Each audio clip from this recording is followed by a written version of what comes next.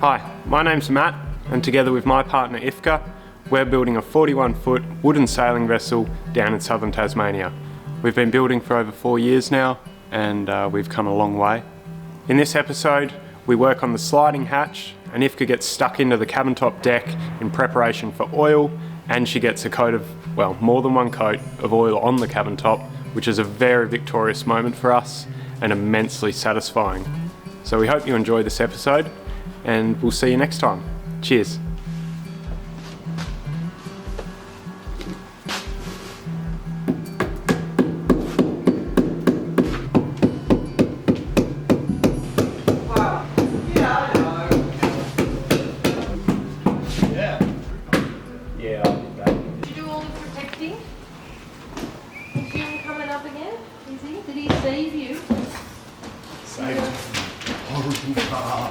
He was staring at me. I was like, oh, death sick.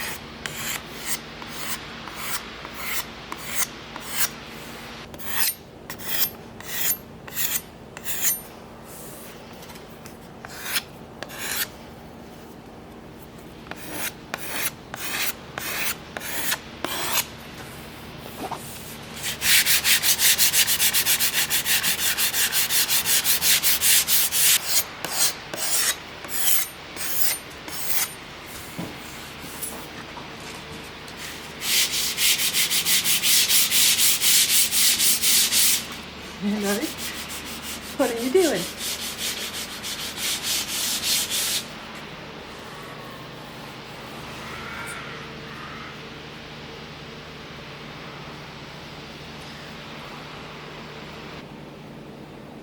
oh, buddy.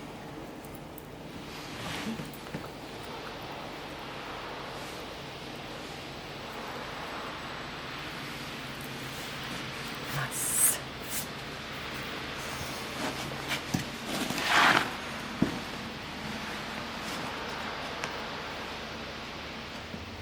This is pretty exciting after all these hours of cleaning up all the timber. So we've cleaned up, sanded, scraped, plugged and cut off all the plugs on this cabin top. After all those hours of cleaning up and making everything look perfect, now is the time to put some oil on the timber. I think probably my favorite thing to do, making everything look really nice and then applying the oil so that it is protected and happy and it can penetrate the timber. The sliding hatch is glued down and that will get oiled as well, so I'll use the Celerytop Pine D1. I'm going to oil all the timber, and afterwards the sliding hatch will be varnished to match the skylight, and the deck will stay oiled. We're using Celerytop's deck sole, and quite nice because the instructions are super easy. It just says new wood, which we have, sand with 100 grit paper, treat oily woods liberally with alcohol and allowed to dry. The timber that we're using is not super oily, but I have cleaned it and it has dried. The application is by brush or roller. Apply as much deck sole D1 as the wood will absorb. A new coat should be applied every 15 minutes. When the last coat stands for 30 minutes, wipe the excess from the surface and then allow 3 days of drying before putting the boat in the water. Well, that would be really nice if we can put the boat in the water after 3 days. We won't, but we will not tread on it or do anything with the timber for the 3 days. So I'm just gonna apply the oil like it says on the can, probably for the rest of the day, and then when we come back tomorrow it will all be pretty. So we'll see. I hope you all enjoy this as much as I do. Here we go.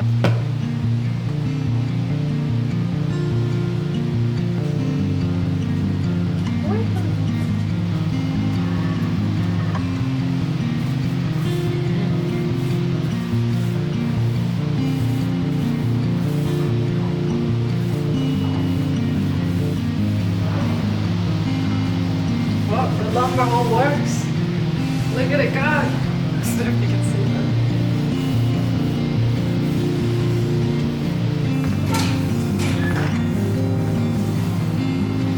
It's so pretty.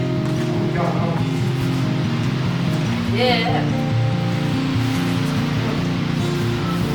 Your lumber holes work. The lumber holes work.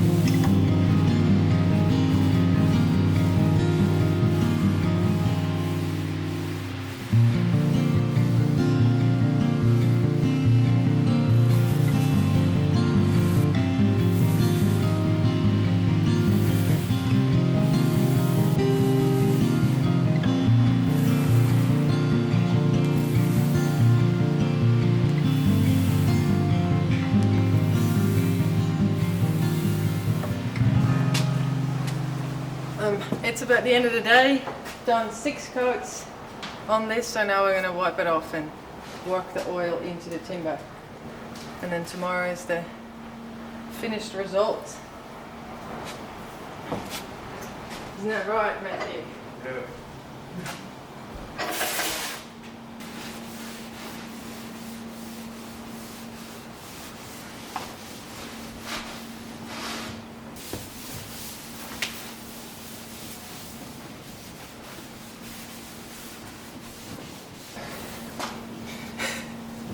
See, that's why I needed you. I knew you put your heart into it.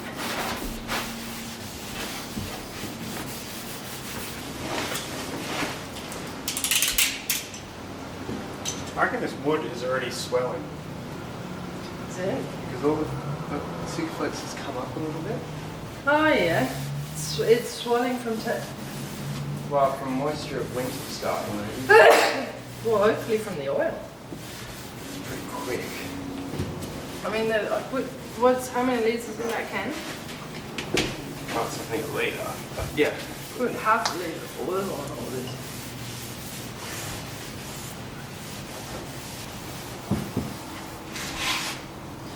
That should do it.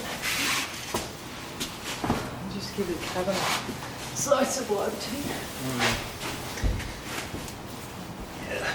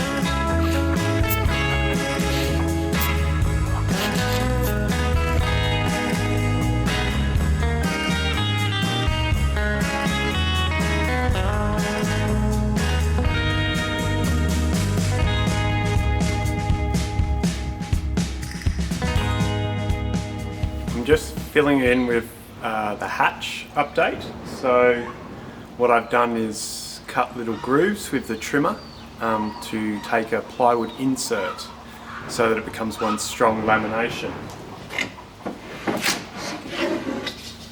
The idea is that this plywood just goes in the groove and then it joins into the next one, and it sort of creates this incredibly strong section.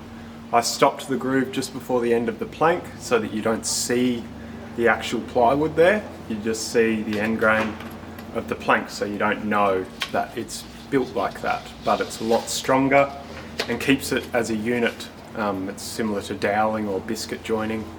Probably call this a poor man's biscuit joiner because we actually don't have a biscuit joiner or a doweler.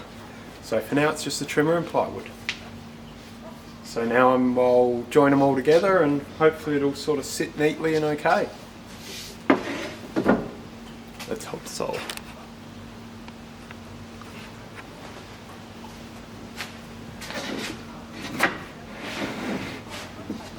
Need some more.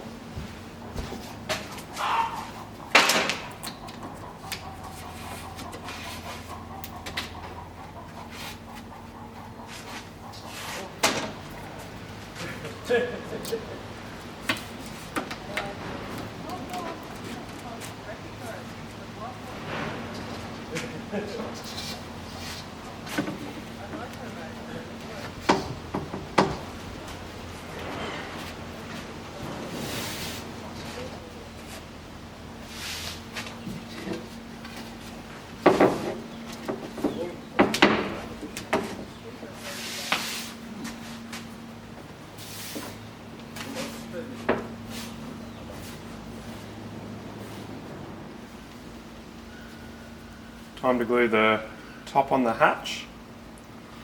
It's a bit of a delicate operation, but I'm going to use epoxy and then the finger joins with the plywood. I just hope it works okay. We shall see. I'm going to have to use lead to weigh it down in the middle, I think. Going for a slightly thick epoxy.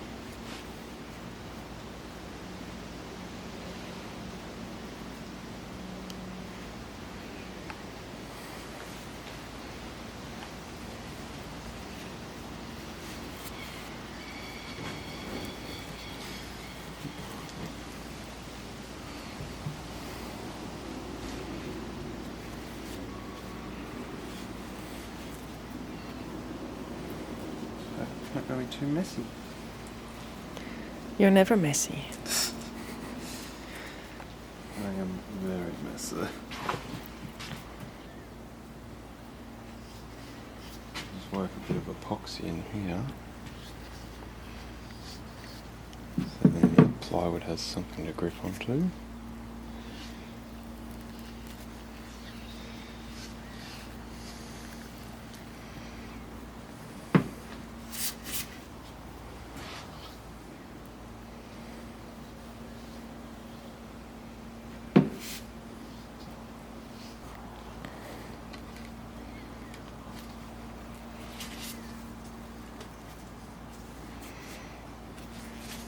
Cool.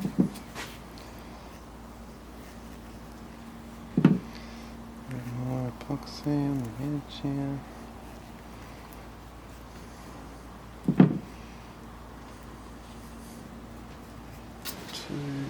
This is kind of hard to get these in sometimes, but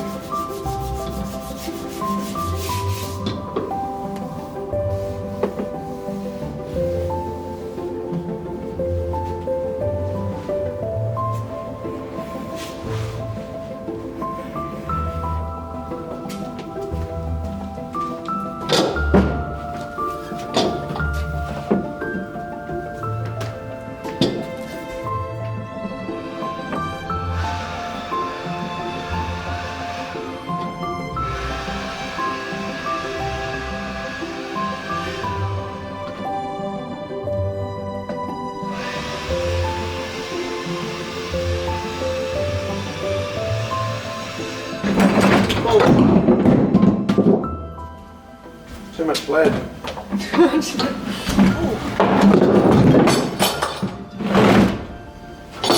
Oh, scratch that pretty good.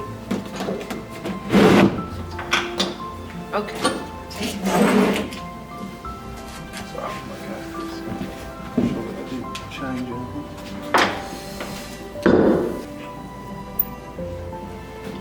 Right, try that again. A little lead balancing act.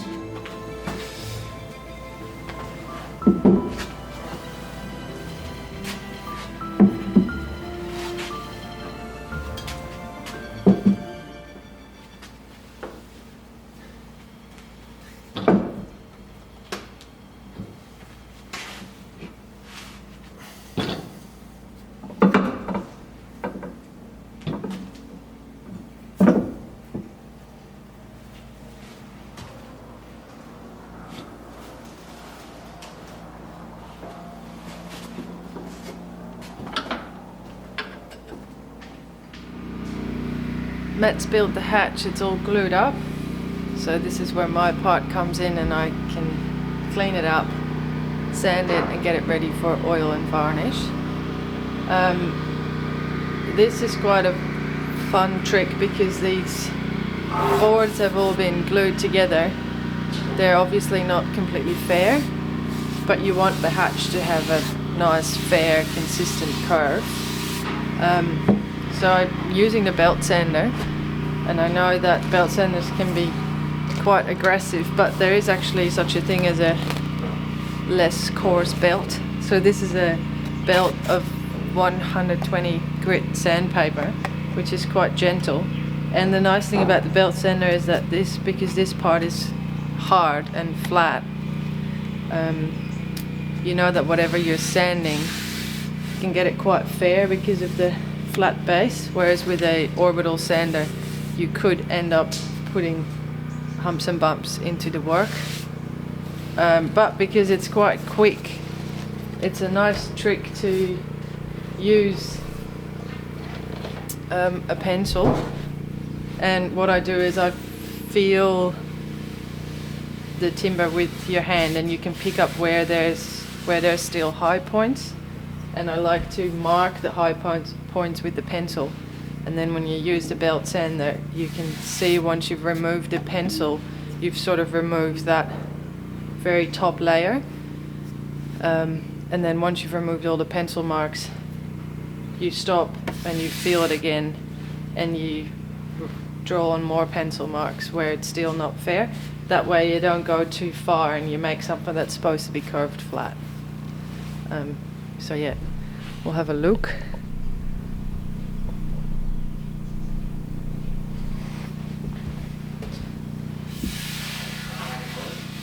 Yeah. So there.